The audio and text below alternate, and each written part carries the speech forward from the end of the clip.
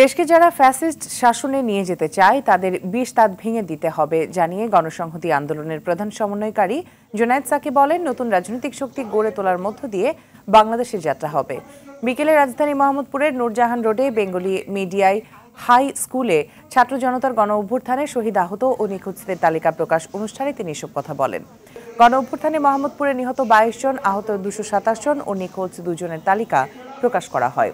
অনুষ্ঠানে নিহতদের স্বজন ও আহতরা তাদের সাথে ঘটে যাওয়া নির্মম ঘটনার বর্ণনা দেন।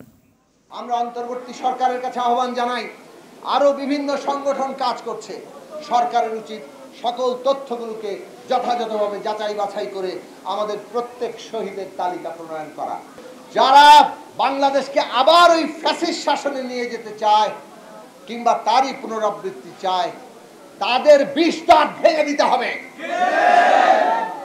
নতুন যদি বাংলাদেশ চান, তার নতুন রাজনৈতিক শক্তি দরকার এবং সেই রাজনৈতিক শক্তি করে তোলার মধ্য দিয়ে আগামী দিনের বাংলাদেশের যাত্রা হবে।